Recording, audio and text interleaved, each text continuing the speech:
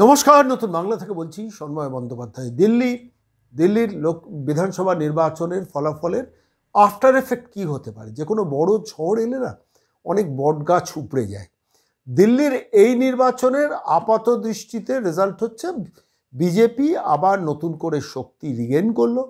সাম্প্রতিককালে 3টে বিধানসভা নির্বাচনের মধ্যে মহারাষ্ট্র, হরিয়ানা এই দুটো নির্বাচনের জয় এবং ঝাড়খণ্ডে না জিততে পারার মধ্যে একটা মিশ্র রিয়াকশন ছিল। কিন্তু মহারাষ্ট্র জিতে বিজেপি প্রবল বেগে কিন্তু চেষ্টা করছিল দিল্লির দিকে নজর রাখা। তার কারণ একটা সিঁড়ি ক্রস করে আরেকটা সিঁড়িতে যাওয়াটাই রাজনীতির একটা ধাপ। যে কোনো জীবনের যে কোনো কেরিয়ার ক্ষেত্রে সেটাই পর্যায়ক্রমে হয়।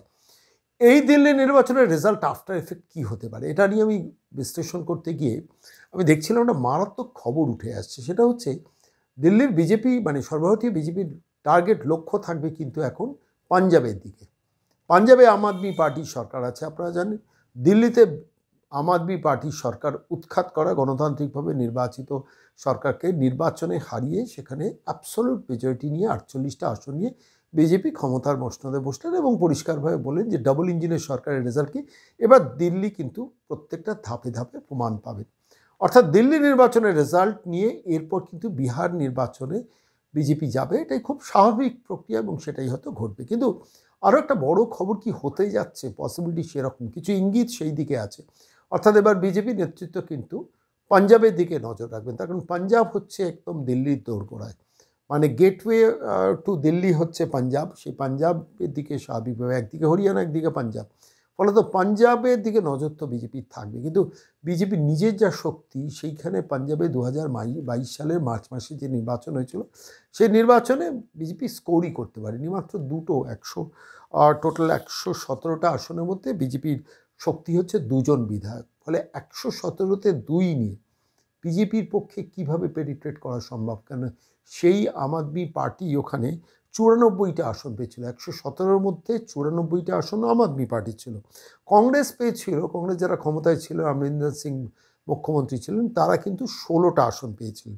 আকালি দল শিরোমণি তারা পেয়েছিলেন 3টে আসন, বহুজন সমাজবাদী পার্টি 1টা, বিজেপি 2টো এবং ইন্ডিপেন্ডেন্ট 1। এই হচ্ছে 117-র মধ্যে 59টা আসন পেলেই কেউ ক্ষমতায় যেতে পারত। সেই অবস্থায় 2022 সালে নির্বাচনে গিয়েছিল পাঞ্জাব। সেখানে অরবিন্দ কেজরিওয়ালকে কিন্তু বিশ্বাস করেছিল পাঞ্জাবের মানুষ এবং তারপর সেখানকার মুখ্যমন্ত্রী হন।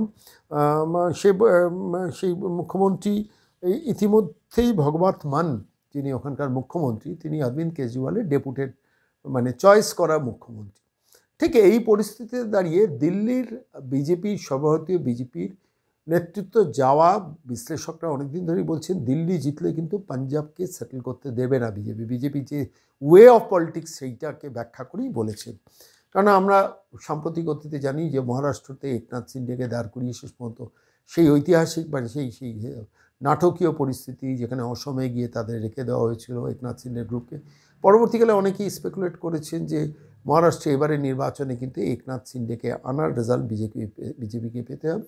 কিন্তু হার্ডলাইন হিন্দুত্বের হার্ডলাইন নিয়ে শেষ পর্যন্ত বিজেপি স্কোর করে মহারাষ্ট্রটা এবারে দখল করে নিয়েছে সাম্প্রতিককালের নির্বাচনে। এবার দিল্লির নির্বাচনে বিজেপি স্ট্যান্ড ছিল একটু সফট হিন্দুত্ব এবং তার অনেক কারণ ছিল, সেটা আমি পরবর্তীকালে বিশ্লেষণ করব। কিন্তু এই লাইনে দাঁড়িয়ে বিজেপি দিল্লিকে শেষ পর্যন্ত কবজায় নিয়ে এলো, দিল্লির মানুষের আস্থা নিয়ে দিল্লির ক্ষমতায় এলো। এরপর কিভাবে পাঞ্জাবে এগোবে? 117-র মধ্যে যেখানে 94টা আসন আম আদমি পার্টির, এটা আমাকে ভাবাচ্ছিল। অনেক বিশ্লেষকরা বলছেন যে দিল্লি জিতলেই কিন্তু নজর থাকবে বিজেপির পাঞ্জাবে দিকে। পাঞ্জাবে কি হতে পারে?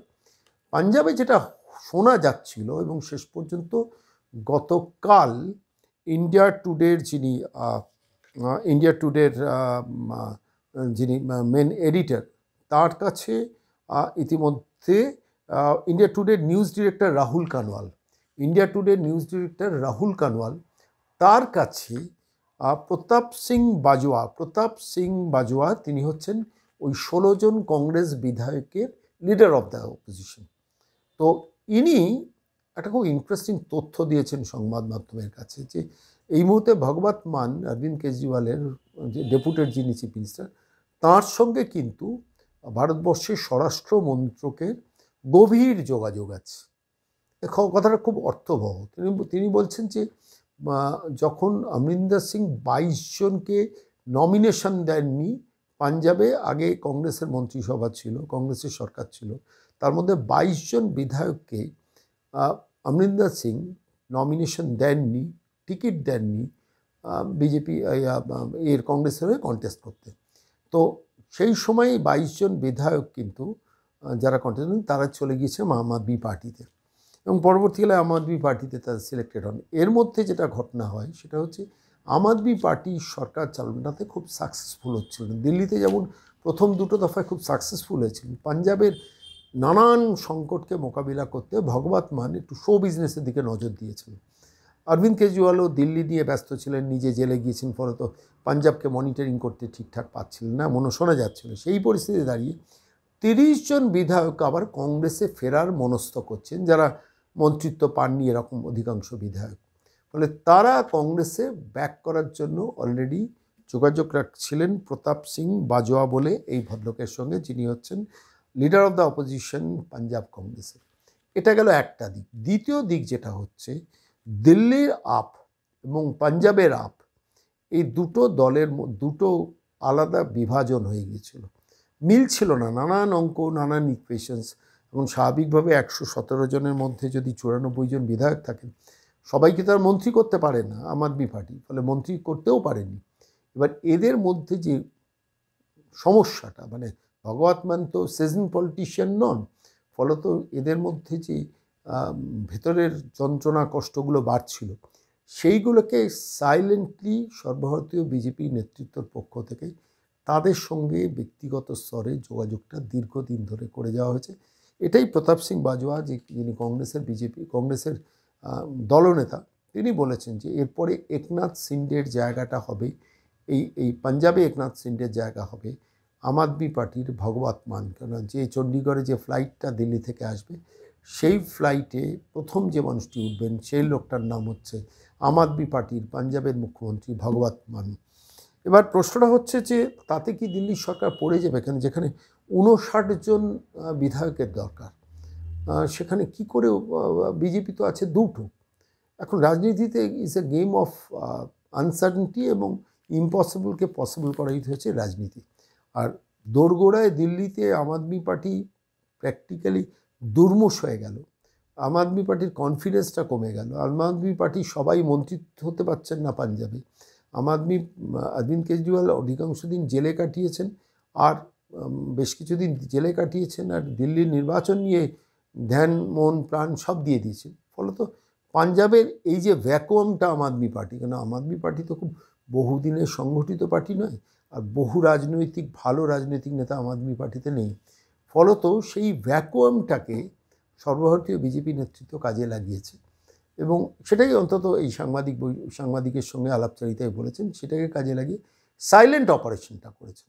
এখন যদি ধরুন 16 জন কংগ্রেস বিধায়কের সঙ্গে 30 জন আবার আম আদমি পার্টিতে ব্রেক হয়, তাহলে এই 94 থেকে 30 কমে গেলেই তো প্র্যাকটিক্যালি 64তে গিয়ে নামবে, এবং সেই 64টির মধ্যে একটা বড় অংশকে যদি বিজেপি স্কোর করিয়ে নেন, বা ভগবত মানকে ডাইরেক্ট একনাথ শিন্ডের মতো কিডন্যাপ বলবো না কথাটা, সরাসরি বিজেপি ক্যাম্পে যোগদান করায়, সব কিছু কিন্তু অসম্ভব নয়। রাজনীতিতে আমরা কেউ ভেবেছিলাম যে একনাথ শিন্ডেকে এইভাবে বিজেপি নিয়ে আসবে, আসামে নিয়ে যাবে, তাকে মুখ্যমন্ত্রী রাখবে, উদ্ধব ঠাকুরের মতো শক্তিকে একনাথ শিন্ডেকে দিয়ে মিনিমাইজ করিয়ে দেবে, এবং যারা শিবসেনার মতো কট্টরপন্থী একটা হিন্দুত্ববাদী দল, সেই দলে মানে তারা খুব সংগঠিত রেজিমেন্টের দল, সেই দলে একনাথ শিন্ডের মতো লোক ভাঙনের পর তাদের সংগঠিত রাখা, সবাইকে তো মন্ত্রী করতে পারেনি, তাদের আসামে নিয়ে যাওয়া, তারপরে মন্ত্রী গঠন করা। আমরা অনেকেই ভেবেছিলাম উদ্ধব ঠাকরে এদের আবার ভাঙিয়ে নিয়ে চলে যাবে, আবার উদ্ধব ঠাকরে ক্ষমতায় চলে আসবেন, সেটা কিন্তু হয়নি মহারাষ্ট্রের ক্ষেত্রে। প্লাস মহারাষ্ট্রের নির্বাচন নিয়ে অজিত পাওয়ার গ্রুপটাকে আস্তে করে বিজেপি বার করে নিয়ে এসেছিল, এনসিপিকে ভেঙে দিয়েছিল। অর্থাৎ একা উদ্ধব ঠাকরে ভাঙা নয়, এনসিপিকে ভাঙাটাও কিন্তু আলটিমেটলি বিজেপিকে ডিভিডেন্ড দিয়েছিল। লাস্ট নির্বাচনে কিন্তু এই সংগঠিত শক্তি, শরদ পাওয়ারের ব্রেকআওয়ে গ্রুপ, অজিত পাওয়ার, ওদিকে একনাথ শিন্ডে, ওদিকে দেবেন্দ্র ফডনবিস, এই তিনজনের সংগঠিত শক্তি কিন্তু শেষ পর্যন্ত মহারাষ্ট্রে সাকসেস দিয়েছে বিজেপিকে। কেউটা আমরা অনেকেই ভাবিনি, আমরা অনেকেই ভেবেছিলাম এবার পালাবদল হবে মহারাষ্ট্রে চলে যাবে উদ্ধব ঠাকরের হাতে, কিন্তু হয়নি। শেষ পর্যন্ত সবাইকে ভুল প্রমাণিত করে বিজেপি কিন্তু দেবেন্দ্র ফডনবিসকে সেখানে মুখ্যমন্ত্রী পদে করালো, শপথ গ্রহণ করালো। একনাথ শিন্ডে উপমুখ্যমন্ত্রী হলেন, অজিত পাওয়ার উপমুখ্যমন্ত্রী হলেন। Ultimately BJP came back to the power for next 5 years। ফলে যেটা আমরা কেউ কল্পনায় আনিনি সেটা করে দেখালো।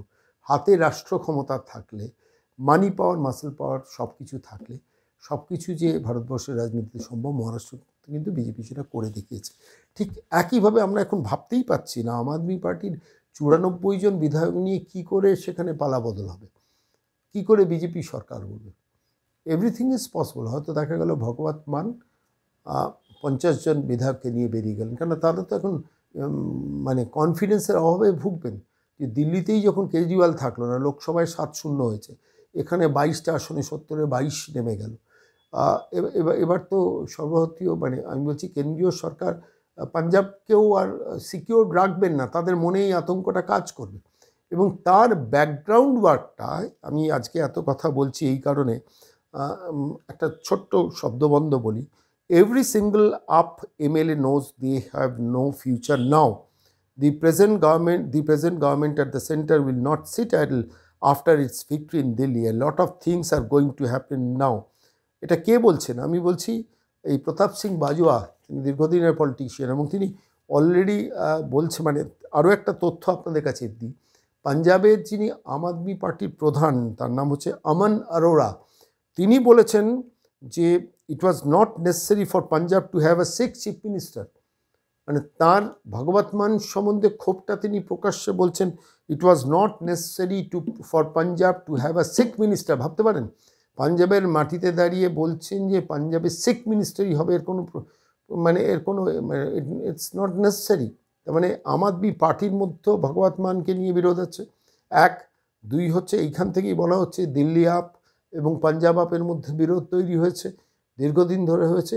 আর যখন অরবিন্দ কেজরিওয়াল জেলে, যখন অরবিন্দ কেজরিওয়াল দিল্লি নিয়ে ধ্যান মন প্রাণ সব সঁপে দিয়েছেন, ঠিক সেই সময় এই ইনসিকিউরিটিটা নিয়ে দিল্লির সর্বভারতীয় বিজেপি নেতৃত্ব গভীর নিবিড় যোগাযোগ রেখে গেছে এই আম আদমি পার্টি পাঞ্জাবের ভাঙনের জন্য। এটাই প্রতাপ সিং বাজওয়া, সিজন পলিটিশিয়ান, তিনিই বলছেন, তিনি যদিও কংগ্রেসের লোক, তিনিই বলছেন যে it's a matter of time যে শেষ পর্যন্ত আম আদমি পার্টি সরকার পাঞ্জাব থেকে সরে যাবে।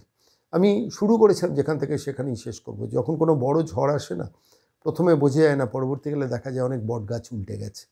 দিল্লির এই ঝড়টা practically it's a sweep for BJP, যেটা অনেকে এক্সপেক্ট করেনি, কিন্তু শেষ পর্যন্ত হয়েছে এক্সিট পোল, ওপিনিয়ন পোল মিলিয়ে।